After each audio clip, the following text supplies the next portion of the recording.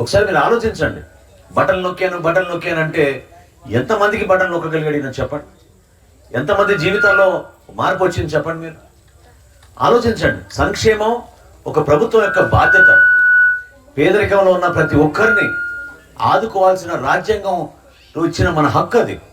ఎవరున్నా సరే ప్రభుత్వంలో సంక్షేమం కోసం డబ్బులు వెచ్చించాలి.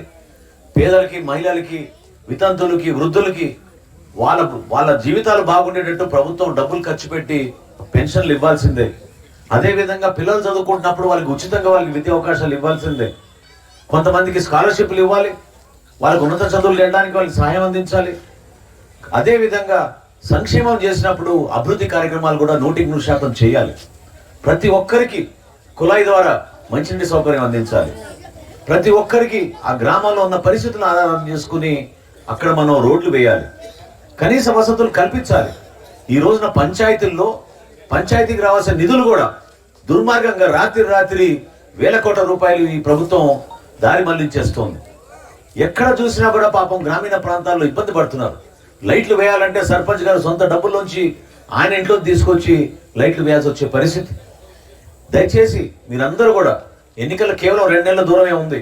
ఈ 70-80 రోజుల్లో మీరందరూ కూడా బలంగా ఒక మంచి నిర్ణయం తీసుకోండి. ఎందుకు పవన్ కళ్యాణ్ గారు ఈ రోజున జనసేన పార్టీ, తెలుగుదేశం పార్టీ కలిసి ఉమ్మడిగా ప్రజల్లోకి వెళ్ళాలని నిర్ణయించుకున్నాం?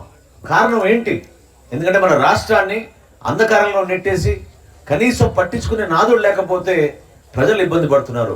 అసలు ఎక్కడైనా మీరు స్థానిక ప్రజాప్రతినిధిని కూర్చోబెట్టి మా గ్రామంలో ఈ సమస్యలు ఉన్నాయి, దీని గురించి మీరు పరిష్కారం చేయమని చెప్తుంటే ఎవరైనా అసలు వింటున్నారో చెప్పండి? వాళ్ళకున్న అహంకారం, వాళ్ళకి ఏమాత్రం కూడా ప్రజలకున్న సమస్యలపైన మాట్లాడకుండా స్పందించే మనస్తత్వం లేదు ఈ ప్రభుత్వానికి.